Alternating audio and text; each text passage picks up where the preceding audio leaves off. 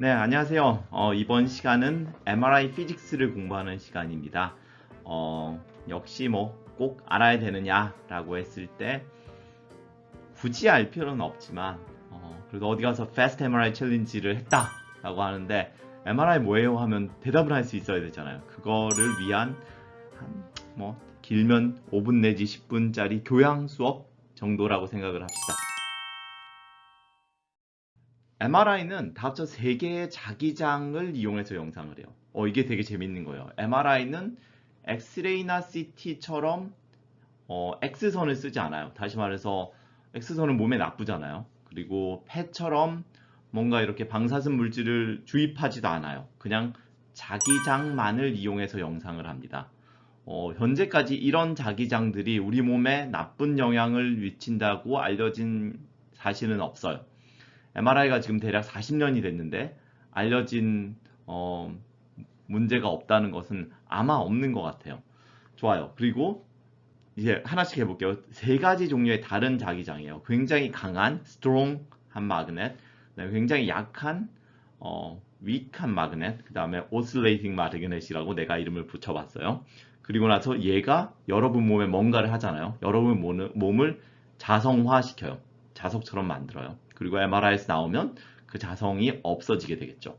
자, 하나씩 어떻게 하는지 보도록 할게요. 첫 번째 마그넷은, 첫 번째 자기장은 B0라고 부르는 자기장이에요. B0 필드라 불러요. 또는 메인 매그네틱 필드라 부르고, 얘가 해주는 역할은 폴라라이제이션. 요 정도 외우면 좋을 것 같아요. 자기장 3개 각각 역할이 있는데 그 중에 첫 번째인 B0는 폴라라이제이션을 해준다.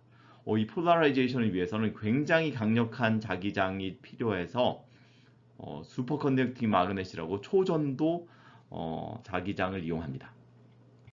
자, 두 번째는 B1이라고 불러요. 두 번째니까. 이거는 B1 필드라고도 부르기도 하고 라디오 프리퀀시여서, 다시 말해서 얘가 시간에 따라서 막 변하는, 굉장히 빨리 변하는 라디오 프리퀀시 뭐예요?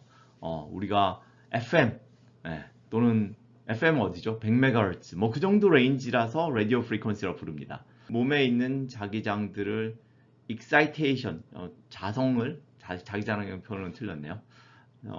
마그네틱 모먼트인데 사실은 그것을 익사이테이션 시키기도 하고 또 몸으로부터 나오는 신호를 받기도 해요.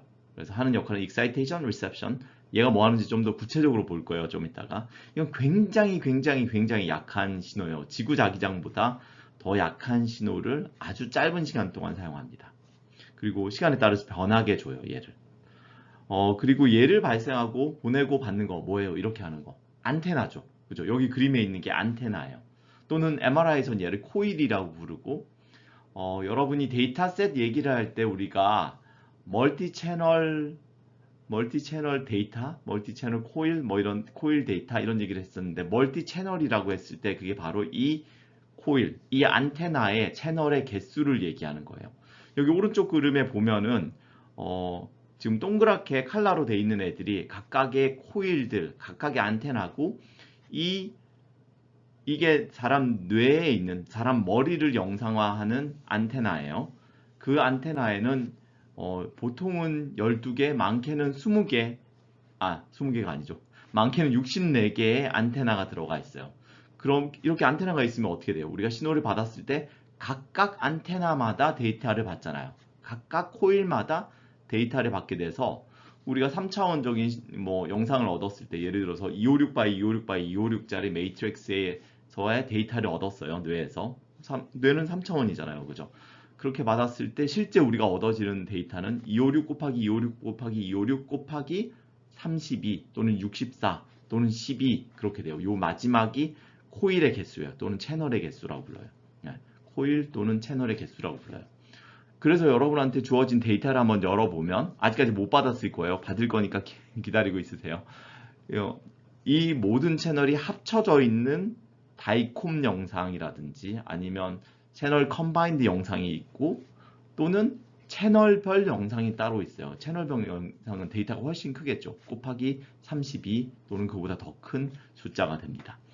그래서 어떻게 보면 이 파트가 가장 핵심적이에요. 우리한테는. 왜냐면 우리는 이미 얻어진 데이터를 쓰기 때문에 그게 어떻게 얻어지는지는 그렇게 큰 관심이 아닐 수 있는데 이 데이터가 왜 32 채널이 있는지 또는 멀티 채널 코일이 뭔지 여기에서 나오는 얘기예요. 우리가 수신하는 안테나의 개수가 많다. 그것을 각각 데이터를 갖는다. 라고 생각하면 됩니다. 첫 번째 질문은 왜 이게 채널이 많은지, 데이터셋이 왜 그렇게 돼 있는지. 두 번째 질문은 이거예요. 왜 그러면 얘를 하나의 채널로 안 받고 이렇게 많은 양의 코일들 또는 채널들을 이용해서 받는지, 이게 질문일 거예요. 그 이유가 바로 Fast MRI를 하기 위해서예요. 이렇게 채널이 많으면은 채널 간의 정보를 서로 독립적으로 100% 독립을 한다. 어느 정도 독립적으로 받아서 또는 코릴레이션이 낮은 정보들을 받아서 이 정보를 잘 결합해서 데이터 얻는 양을, 샘플링 양을 줄일 수 있어요. 네, 되게 어려운 얘기도 많이 나왔어요. 독립적이라는 얘기 또는 uncorrelated, less correlated된 얘기 이런 것도 얘기가 나왔고 샘플링 얘기도 나왔는데 이것들은 나머지 수업들을 다 듣다 보면 다 이렇게 이터러티브하게 알게 되는 얘기들이에요. 네, 다음으로 넘어가겠습니다. 마지막은 B2 코일이 돼야 되는데 B2 필드가 돼야 되는데 재미가 없으니까 그렇게 부르지 않고 linear gradient field라고 부르고 또는 gradient field라고 부르고 또는 굉장히 단순하게 gradient라고도 불러요. 이 gradient는 스페이셜 인코딩을 하는 게 목적이고 이거는 X 방향으로 따로 있고 Y 방향으로 따로 있고 Z 방향으로 따로 있어요. 왼쪽 그림이 일종의 예고 오른쪽 그림이 X 방향 그레디언트의 예가 돼요. 이거 Y 방향 그레디언트구나. 네, 미안해요. Y 방향 그레디언트의 예가 돼요. 얘를 90도 돌리면 이게 X 방향 그레디언트 코일이 돼요. 얘는 시간에 따라서 우리가 프로그래밍 함으로써 바꿀 수 있어요. 우리가 MRI 첫 시간에 얘기했던 이미지 굉장히 다른 종류의 영상을 받을 수 있다고 했을 때 그 바꾸는 방법이 아까 얘기했던 B1 필드 또는 RF랑 여기서 얘기하는 그레디언트 필드를 어떻게 주느냐에 따라서 영상의 종류가 달라져요. 또 하나 방금 얘기한 것처럼 그레디언트의 가장 핵심적인 역할은 스페이셜 인코딩이에요. 영상화를 시켜줘요. 만약에 우리가 B0에 들어가면 사람의 폴라라이제이션이 생기고 B1을 하면 익사이테이션을 리시브를 할 수 있잖아요. 그러면 우리가 얻은 신호는 뇌 전체 또는 사람 몸 전체에서 신호 하나가 나와요. 우리가 MRI에서 얻고 싶은 건 어느 위치에서 어떤 정보가 있다는 거잖아요. 여기 이 픽셀 또는 이 박슬, 3차원적인 픽셀을 박슬이라 한다고 했잖아요. 이 픽셀에서는 이만큼의 신호가 나오고 옆에 픽셀에서는 얼마만큼의 신호가 나오고 이걸 알아야 되는데 그걸 위해서는 아까 얘기했던 B0랑 B1만으로 안 되고 이 그레디언트 필드를 추가해 줘야 돼요. 당연히 이걸 추가한 사람은 노벨상을 받았겠죠. 자, 계속 가볼게요. 자, 각각의 역할에 대해서 좀 더 자세히 영상으로 알아볼게요. 그렇게 중요한 건 아니니까 쑥 지나갈게요. 첫 번째는 B0 필드가 있으면 우리가 폴라라이제이션이 된다고 했는데 도대체 무슨 말이야? 하면 이런 거예요. 보통은 우리의 하이드로젠 아톰들 있죠. 수소 원자, 몸에 많잖아요. H2O가 몸의 대부분이니까 거기 있는 하이드로젠 아톰들이 방향성이 없어요. 일종의 조그만 자석처럼 생각하면 되는데 걔들이 다 이렇게 랜덤한 방향으로 있어서 몸에서 나오는 자성은 없다라고 생각하면 돼요. 근데 만약에 굉장히 강력한 자석을 밖에다 두면 얘들이 어떤 방향으로 얼라인이 돼요. 예를 들어서 3테슬라라는 굉장히 큰 자성을 주면 이거는 지구자기장의 몇만 배예요. 그렇게 줘버리면 굉장히 작은 수의 하이드로젠 아톰, 여기서는 다 한 방향으로 됐다고 했지만 실제로는 굉장히 작은 양이 그쪽 방향이 돼서 우리 몸이 일종의 자석처럼 돼요. 방금 설명은 사실은 현대 물리 입장에선 틀린 얘기예요. 근데 이 정도 하고 갈게요. 이게 이해할 수 있는 범위라고 생각이 듭니다. 자, 그래서 우리 몸이 자성화가 됐으니까 일종의 자석처럼 신호를 만들어낼 수 있는 거예요. 그걸 우리가 이것처럼 표현할게요. 이 그림처럼 표현을 할 텐데 이때까지는 이런 거예요. 자기장 안에 들어가면 강력한 자기장 안에 들어가면 몸이 자석처럼 됐다가 다시 그 밖으로 나오면 그 자석이 없어졌다가 이런 거예요. 아무 일도 더 이상 추가로 일어나지 않아요. 그래서 필요한 게 우리가 B1 필드예요. 여기다가 우리가 라디오 프리퀀시 필드라고 했던 B1을 가해주면 밖에서부터 가까이 얘기했던 RF 안테나이죠. RF 코일로 가해주면 이 마그네타이제이션이 이렇게 변해요. 굉장히 재밌는 일이. 뱅글뱅글 돌면서 원래 위로 이렇게 위쪽 방향으로 포인팅 돼 있던 자기장이 마그네틱 모먼트 자석이 뱅글뱅글 돌면서 그 XY 플레인이죠. 네. 평판으로 이렇게 돌면서 바뀌게 돼요. 물론 이제 아무 라디오 프리퀀시나 보내서 되는 건 아니고 라모르 프리퀀시라는 특정 주파수의 B1 필드를 보내야지 이런 현상이 일어나고 이런 걸 레조넌스라 불러요. 특정 주파수가 갔을 때 어디랑 특정이냐면 B0 필드랑 특정 맞는 특정 주파수가 전자파로 주어졌을 때 안테나를 통해서 주어졌을 때 이와 같은 뱅글뱅글 돌면서 이 자석이 점점 밑으로 내려오는 일이 생깁니다. 자, 한 번만 더 볼게요. 이렇게 자기장을 주면 B1을 주면 라디오 프리퀀시를 주면 이렇게 막 돌아요. 주면서 이렇게 계속 돌면서 XY 플레인 있고 Z 방향이 위쪽 방향으로 하면 XY 플레인으로 내려옵니다. 이렇게 뱅글뱅글 도는 걸 프리세션이라 부르고 이렇게 XY 방향으로 내려오는 걸 익사이테이션이라 부를게요. 물론 이제 이 뱅글뱅글 도는 게 너무 어렵잖아요. 너무 정신이 없으니까 걔를 없애버리면 대략 그냥 굉장히 단순하게 이렇게 쭉 Z 방향에 있었던 게 X 방향으로 쭉 돌아 내려온다라고 생각하면 됩니다. 이걸 그래서 간단하게 익사이테이션이라 불러요.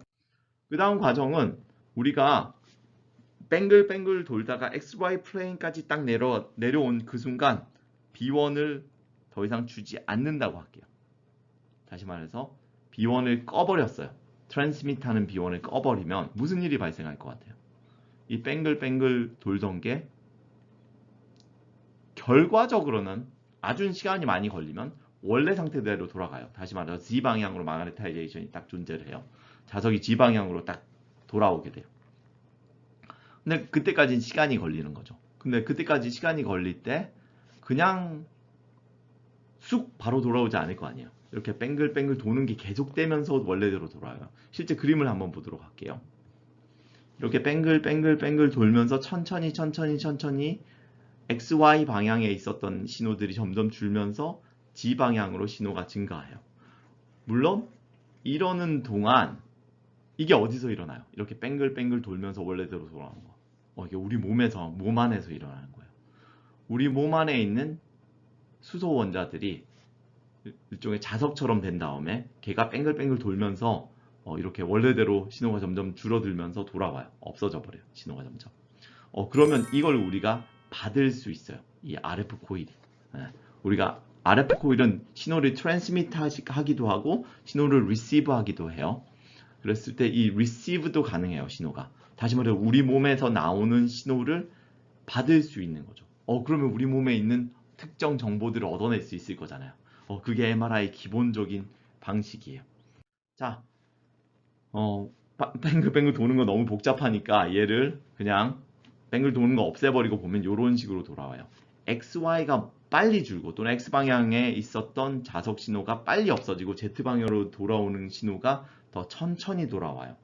그래서 이 돌아오는 신호를 타임 컨스턴트란 게 있어요. 얼마나 빨리 돌아오냐라고 했을 때 X 또는 XY 방향으로 신호가 없어지는 속도가 T2 DK라고 해서 T2라는 타임 컨스턴트에서 결정이 되고 Z 방향으로 얘가 얼마나 빨리 돌아오는지를 T1 recovery라고 해서 신호가 얼마나 빨리 리커버 되는지를 측정하는 타임 컨스턴트가 존재합니다. 이 두 개가 다른 값이에요.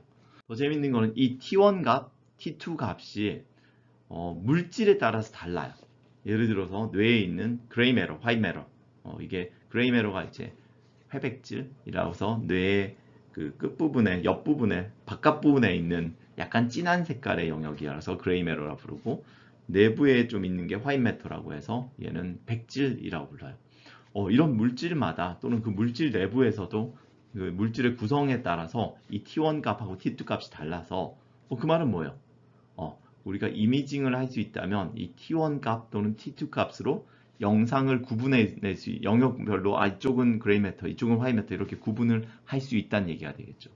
그리고 뇌에는 뇌 척수액이라 부르는 CSF도 존재해요. 얘는 물이에요. 물은 T1, T2 값이 굉장히 길어서 꽤 쉽게 차이를 구분을 할 수 있어요. 눈으로 이렇게 신호를 받고 나면 그걸 구분을 할 수 있게 됩니다.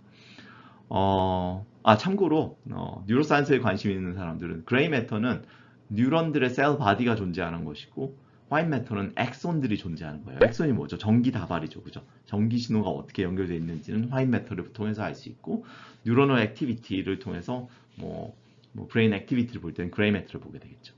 네, 그래서 여기까지 해서 굉장히 쉬운 MRI의 피직스를 공부했어요. 지금까지 한 걸 이제 서머리를 해보면 첫 번째 폴라라이제이션이라고 해가지고 비제로 필드, 강력한 자기장에 가면 몸이 자석처럼 된다고 했죠. 그죠? 몸에 있는 하이드로젠 아톰들이 폴라라이제이션이 생겨서 마그네틱 모먼트라는 자성이 생긴다고 생각하면 돼요. 거기에다 B1 또는 RF를 안테나 또는 코일을 이용해서 몸에 보내주면 걔들이 특히 얘의 B1의 특정 주파수가 B0랑 레조넌스를 일으키는 주파수를 보내주면 몸에서 아까 폴라라이제이션 돼 있던 마그네타이제이션이 익사이테이션이 일어나가지고 신호가 Z 방향으로 있던 게 XY 방향으로 뱅글뱅글 돌면서 생긴다고 했어요. 익사이테이션이 생겼다가 그 B1 필드, 우리가 안테나에서 보내던 B1을 꺼버리면 여전히 뱅글뱅글 돌면서 원래대로 이 마그네타이제이션, 몸 안에 있는 자성이 돌아오는데 그때 생기는 게 릴렉세이션이고 얘가 뱅글뱅글 돌기 때문에 그 신호를 우리가 여전히 B1 코일들이 또는 RF 코일들이 신호를 받을 수가 있다고 했죠. 근데 그 받을 때 이왕이면 코일의 개수가 많은 게 여러 가지로 좋아요. 특히 Fast MRI 하는데 특히 좋아요. 그래서 여러 개의 채널들로, 여러 개의 코일들로 신호를 받는다고 했어요.